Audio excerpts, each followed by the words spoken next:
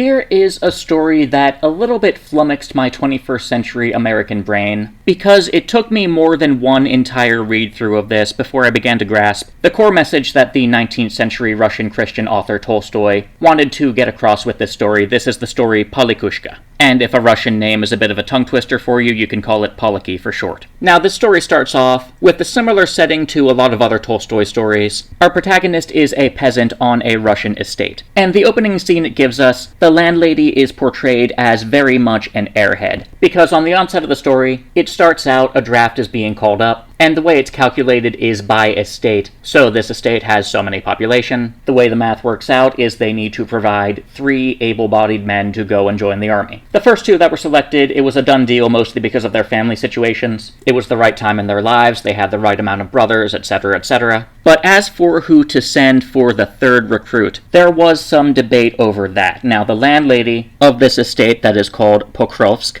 is having information on various candidates presented to her by the steward. His name is Igor Mihailovich. The people in question, one of them, his name is Polikushka, of course. His nickname is Poliki. He does not have a very good reputation to start with. He has a history of just picking up objects that he sees laying around and then later pawning them off, and using the money to buy alcohol. And on top of that, he is not a native-born member of this town. He came to the estate from elsewhere. So those 2 factors combined make him disliked enough to be seriously considered to be sent off to the army despite him being the father of several children. Someone with so many dependents would normally not be considered at all for something like this. The other candidate is one of Old Man Dutlov's several sons. Take your pick, he has, I believe, 3 natural-born sons, and in addition to that, he has adopted 2 of his nephews. So he has, something like 5 boys living in the household. He can spare one of them, can't he? And the opening scene is the steward laying out all this to the proprietress. Quote, somehow she did not seem able to grasp the fact, and the steward could not make up his mind to tell her straight out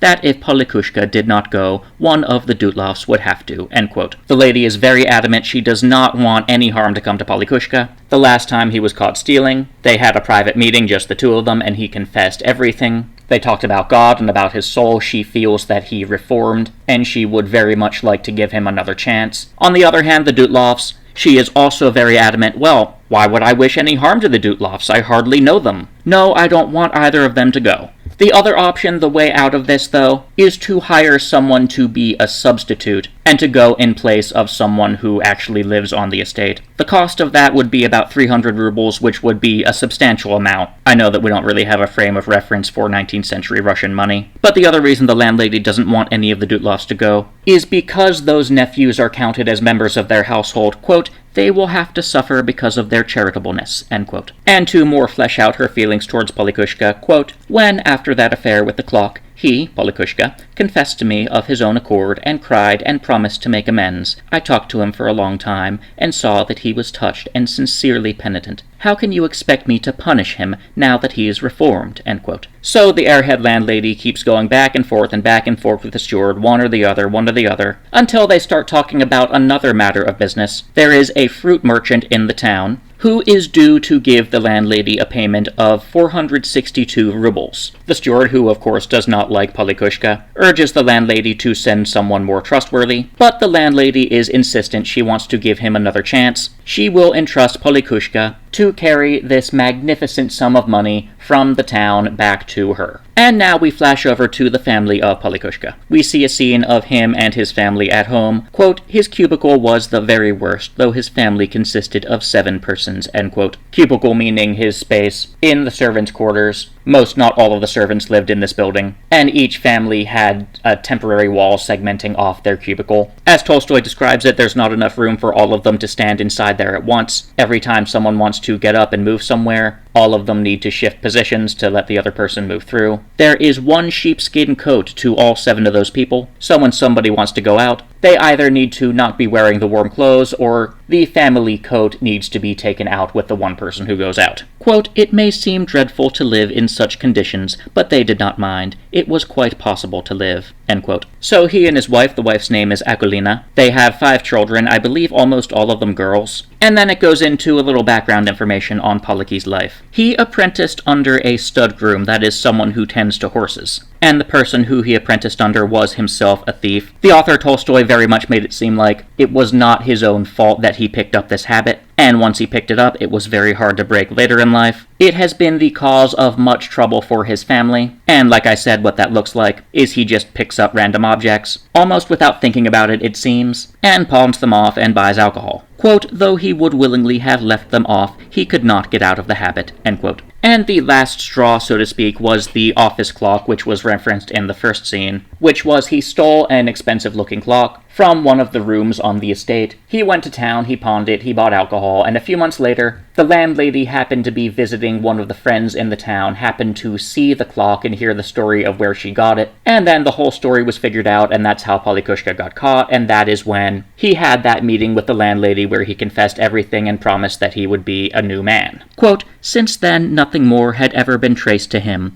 only his life was no longer pleasant. He was looked upon as a thief, and when the time for conscription drew near, everybody hinted at him. End quote. It was also revealed that confessing everything he had done was his wife's idea. Akulina coached him in what to say to the landlady before he went into that meeting. Now, as far as what his employment on the estate had been up until this point, he was a farrier, or a horse doctor. And Tolstoy explains, there was not really a place or a time in his life where he could logically have learned this trade. We're left to assume that Poliki was quite a bit of a quack, maybe a little bit of a charlatan, although he had a great reputation for being very skilled in what he did. Quote, the more horses he tormented and killed, the more he was believed in, and the more of them were brought to him, end quote. Quote, the peasant cannot conceive that Poliki has lifted his hand to cut without due knowledge. He himself could not have done it, and once the thing is done, he will not reproach himself for having given permission to cut unnecessarily, end quote. So I will stick a pin in that part, the idea that Poliki could potentially have been going through almost his whole life with a massive imposter syndrome. Quote, there existed independent thinkers who considered him a worthless farrier and a worthless man. Others, the majority, considered him a bad man, but a great master of his art, end quote. Quote, Akulina, though she often scolded and even beat her husband, thought him the first among farriers and the first among men, end quote. A wife worth keeping, to be sure. So Poliki is not someone who gets a lot of respect in his day-to-day interactions. His wife and the wife of the family that lives in the next cubicle over often give like little passive-aggressive quips to one another. And when the maid from up there in the lady's house comes to tell Poliki that the lady would like to speak with him, the first assumption among everyone is, of course, that it's about the conscription. And Akulina, in a weak moment, stick a pin in this one too, before Poliki goes off. She says these words, quote, if you'd only die, all of you, I brought you into the world for nothing but sorrow, end quote, meaning her children. This is when she thinks that her husband is going to go off to war and leave them without a provider. But then, of course, Poliki goes up, speaks with the landlady, quickly returns, and this is what he says she told him, quote, you have been regarded as an untrustworthy man, but I trust you more than another. You promised me you'd reform. Here is the first proof that I believe you, end quote. And those are the words she said to him when she gave him this task of going to retrieve the money from the fruit vendor in town. Stick a pin in that one as well. That could go as evidence of pressure on Poliki to do well in this task that he was assigned. So then when Poliki comes back and tells his family this good news, he speaks loudly so that other families in this servant's hut would overhear it. Which brings us to the next scene where we get to meet Old Man Dutloff for the first time. This is in a meeting of all the domestic peasants who live on the estate. We see Dutloff arguing with the fathers of 3 son families, arguing that his family should likewise be counted among the 3 son families because, of course, he adopted his nephews. We're left to assume that Polikushka overhears this as well. So we see all these heads of households of the peasant families on the estate arguing vigorously over who should be counted as a 3 son family, whose family should be included when they draw lots, which evidently the fact of them drawing lots is an indicator that the landlady is not the only one who gets to decide who gets sent to be conscripted and recruited. So this could be a hint at all the peasants on the estate are aware of her indecisiveness. I'm not exactly sure what the common procedure would have been for that. But all these heads of households arguing, they get angry at each other and it escalates. They start accusing each other of things stolen years ago, all sorts of crimes. Quote, the peasants said such terrible things to one another that if 1/100th part of them had been true, they would, at the very least, legally deserved exile to Siberia, end quote. And another quote from the book about Dutlov's character, quote, "Old Simeon Dutlov was a man to whose keeping anyone who knew him would have trusted hundreds and thousands of rubles. He was a steady, God-fearing, well-to-do man, and was church warden. Therefore, the predicament in which he found himself was all the more startling," end quote. Throughout this argument, we very much get the impression that Dutlov is standing alone against everybody else there. He is accused of being able to afford a substitute anyway. It finally gets to the point where they draw lots to decide who goes, and the person who's picked is Elijah. He is the nephew of Dutlov. He is a newlywed, just recently married. So for that reason, he's certainly not the ideal candidate to go off to war. But then again, who is the ideal candidate? They only have so many unmarried men of the right age. We later see Dutlov talking to the steward Mihailovich, quote, "We'd be good enough to buy a substitute, but we have not the means," end quote. Quote, "It's our fate for living honestly," end quote. Now over to the scene where Poliki, the next morning, is preparing to go out on his errand. And of course he takes the one sheepskin jacket that the family has, quote, "This jacket served the family as a blanket, cloak, hood, carpet, overcoat for Poliki, and many other things besides," end quote. And the author describes how the children miss it, quote, "Shivering because the jacket that had served them as a blanket had been taken away and only replaced by the shroud off their mother's head," end quote. And I'm reminded of a quote that I heard once. I forget who said it, I forget the exact wording, but it's something to the effect of, actually I think this might have been Machiavelli, "You can hurt a servant all you like and he will still be obedient, but you must not humiliate him." And especially that quote earlier about their living conditions, "It may seem dreadful to live in such conditions, but they did not mind, it was quite possible to live." That quote, combined with this description of the children missing the coat, just the kind of poverty that they lived in, very much reminds me of this idea that people can take a lot of physical pain, they can take a lot of physical discomfort, but the thing that hurts infinitely more than that is wounding their pride, is public humiliation. So let's stick a pin in that idea as well. The book goes on to describe Poliki going out on his errand. It was a slight rain on his ride there, but, quote, "Nevertheless, Poliki was deep in pleasant thoughts. He whom they threatened to exile and enlist, whom only those who were too lazy did not scold and beat, who was always shoved into the worst places, he was now driving forth to fetch a sum of money, a large sum, and his mistress trusted him," end quote. Before he leaves, his wife makes him promise to not stop anywhere for alcohol, which he obeys. He talks to the fruit merchant, he fetches the money as he's supposed to do. Quote, "It gave him a sort of childish pleasure to know he held this much money in his hands," end quote. And for safekeeping, he tucks the money away in a hole in his hat. Poliki starts on his way back, but then realizes it's getting late, so he stops in at a public house before he goes all the way back to the estate, where he happens to meet with Elijah and the other recruits from the village. And Elijah, who at this point has had some alcohol already, starts articulating his resentment towards his uncle, quote, "As if we could not have bought a substitute. No, he pities his son and grudges the money. So they send me," end quote. So even the nephew who's being raised by the uncle feels that the uncle could have afforded a substitute if he needed to, but he just likes money a little too much. And talks about his newlywed bride, that he's leaving behind at home, quote, "She'll be a soldier's wife, better not to have married. Why did they marry me?" end quote. Enter old man Dutlov, who then proceeds to get in an argument with his nephew, the nephew uttering such things as, quote,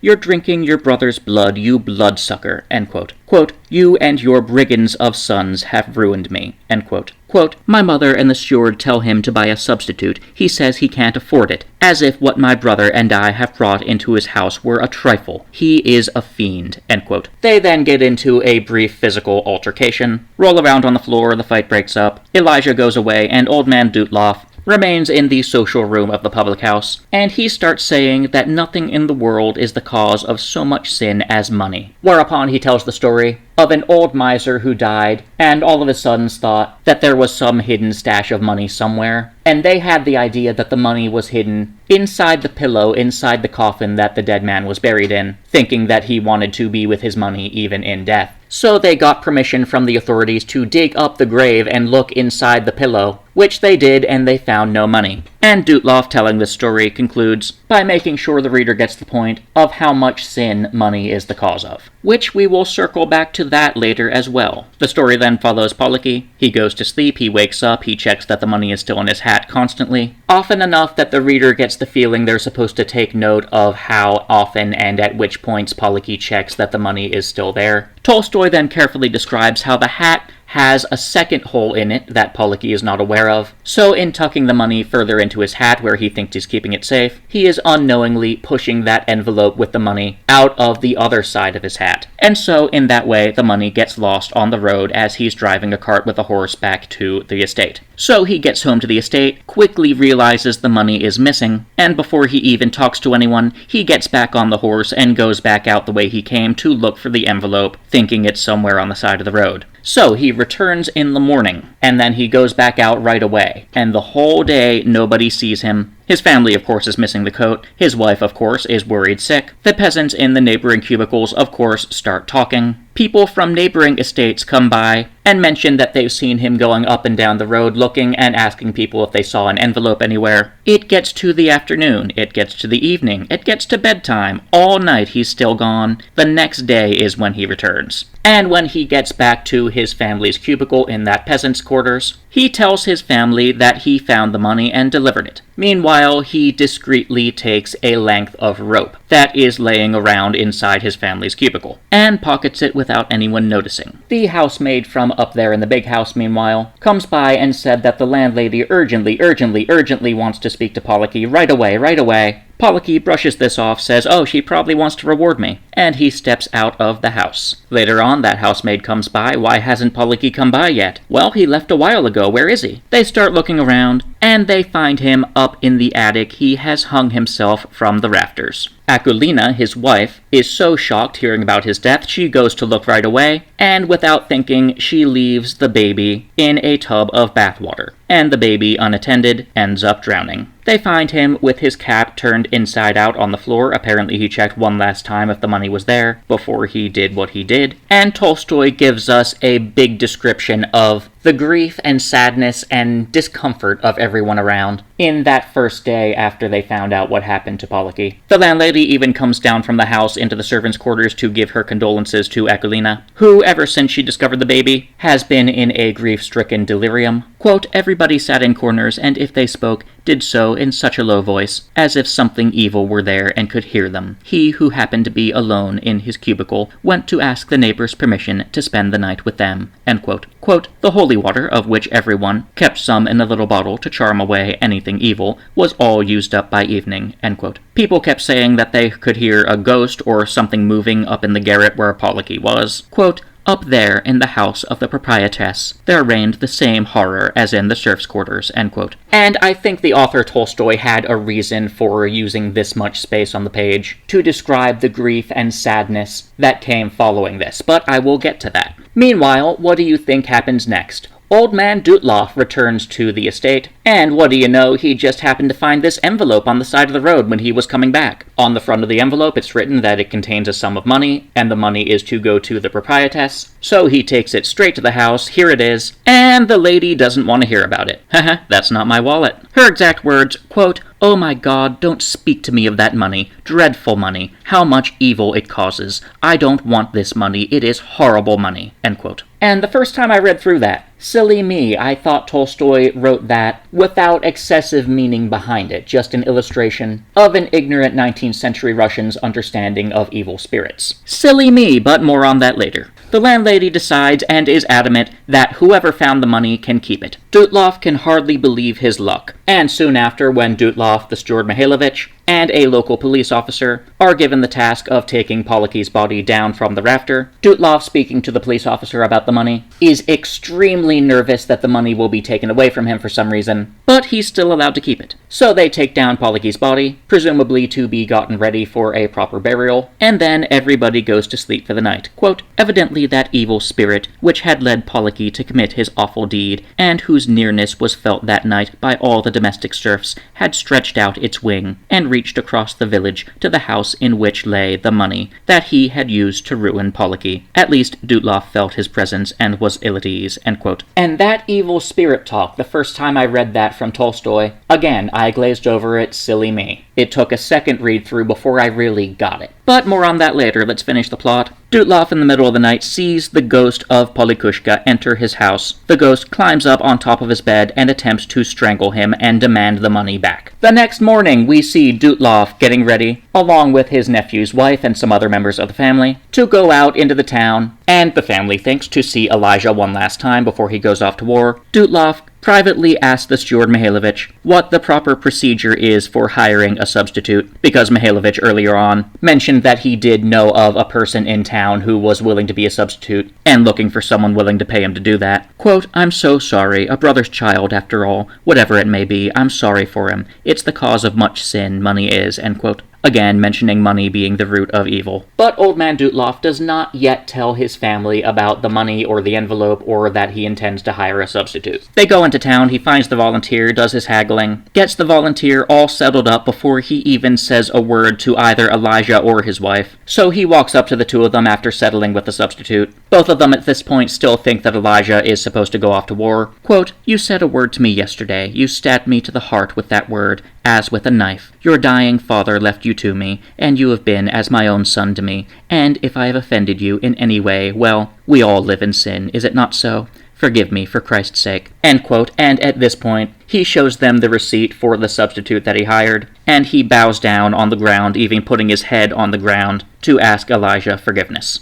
So, the plot of the story wrapped up. Tell me what you think the message is that Tolstoy wants the reader of this story to walk away with. Hearing me summarize the plot like I just did, you probably have a better idea than I did after my first time finishing reading through this story. This is a story about the evils of money and greed and avarice. It was Dutloff in the public house telling the story about the sons digging up the father to look inside the pillow, where it finally clicked for me the second time I read through that. Nothing in the world is the cause of so much sin as money. That is what Tolstoy wants us to walk away with. And when the landlady rejects the money, it's more than just blind superstition. It's reinforcing evidence that goes towards the core message of this story that Tolstoy wants us to get. The proprietess that is portrayed as an absolute airhead in the beginning cannot even decide the simplest thing. I'm reminded of Christ talking about children saying the kingdom of heaven belongs to such as these. She is daft in an endearing, loving way, not wanting harm to come to anyone.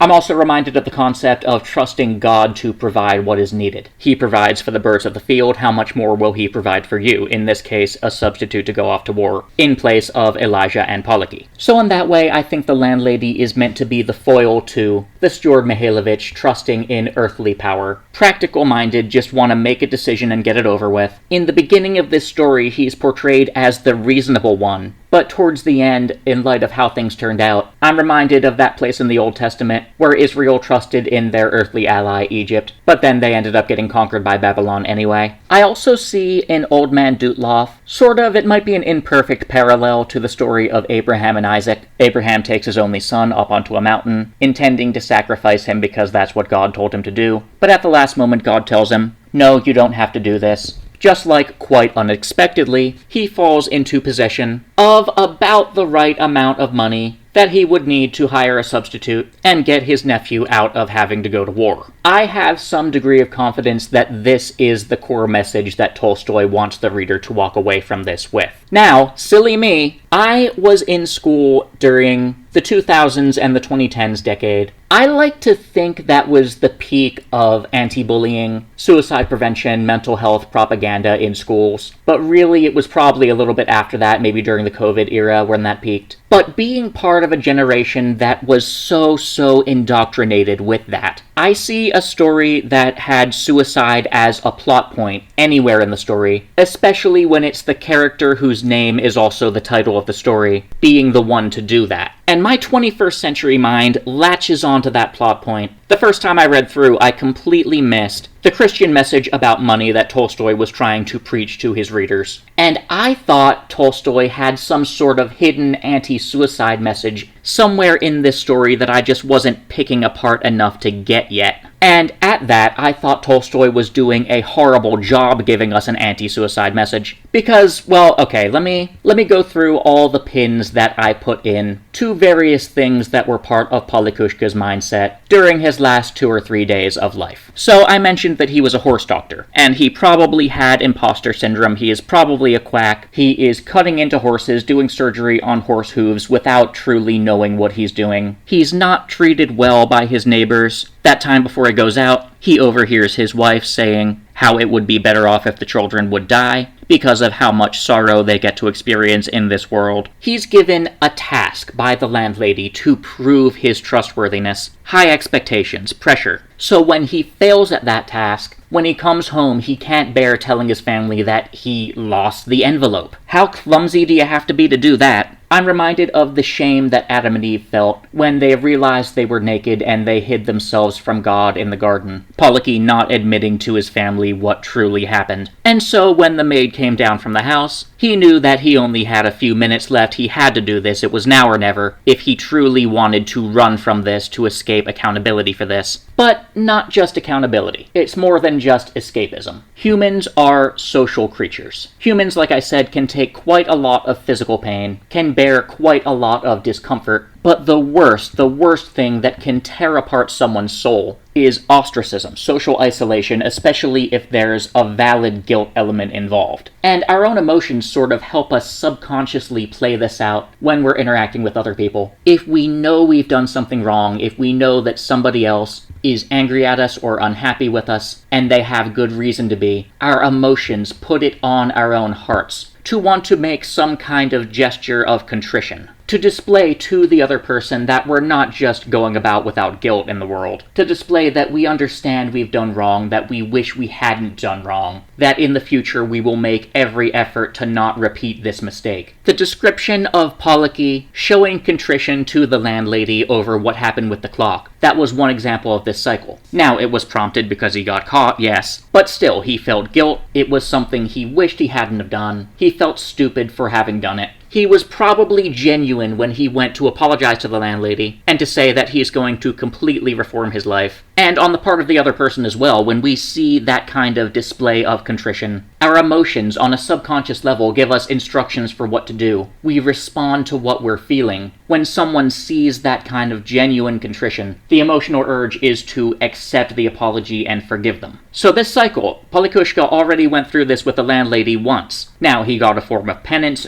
do this task, fetch the money, do a good job with it. High pressure, high stakes, it's a large amount of money to be sure. So what do you think happens when he fails that act of penance? So he's gonna need a pretty big act of contrition in order to balance the scales for this one. Now, I don't know how familiar everyone is with the mentality behind the Japanese act of seppuku, or sudoku as it's sometimes called. You would hear stories of Japanese military commanders on these various islands in World War II. If they failed their efforts at defending the island from the Americans, it was the guilt and the shame that compelled them to commit seppuku. And in doing so, it restored their family's honor. That is because this culture has ritualized that sort of act of contrition, the cycle of contrition and forgiveness that I just described. And that's what I thought Tolstoy was writing about, which is why it confused me so much after Polikushka's death. Everyone, even the people that didn't like him, were very sad about it. The landlady especially, who had every reason to be mad at him, she didn't even want the money back. She spoke well of him. She went to comfort his wife. She was mourning and grieving along with his family. So that's why I thought if Tolstoy wanted this story to be sort of a suicide prevention message, he did a bad job of it because he showed this ultimate act of contrition working as intended. So I knew I was missing something the first time I read this through, and I am glad I read it again. And as far as an actual suicide prevention message, I will give you a message that sounds simple on the surface, but there's a lot in it. That is, check in with friends, family, neighbors, see how they're doing. But not just checking in for the sake of checking a task off your list. Really listen to how they're doing. I will refer you back to Alexander Solzhenitsyn. When he was in the Soviet Gulag system, he wrote that talking to your cellmates, getting to know their life story, really listening to it, was not only entertainment, but vastly important to that sort of prison life. He, in fact, called it the prison telegraph. life. Because as frequently or infrequently as cellmates got shuffled around, if you were curious about someone else you happened to have run into before, the only way you might be able to find out about them is by seeing if one of your cellmates talked to someone else who might have seen them and maybe gotten a more recent update for how they're doing. That's why it's called the prison telegraph system, but that idea of really fully paying attention to it. Even decades later, after he got out of prison, after he's living in Maine, he's still able to write down so many first-hand accounts of people that he's talked to in prison, telling life stories of people that he shared a cell with. There is something in that it's very easy for 21st century people with so much technology, so many distractions, very easy for us today to miss. So I will give you this task. When you talk to someone to check in on them, really listen to them. If it helps, if you need to think of it this way, you can think of it as sort of a form of entertainment, like a TV show or a movie. Treat the details of their lives as the most important thing and genuinely care about it and genuinely try to help them out if they need it. That's what I got as far as keeping loved ones safe from suicide, so there you go.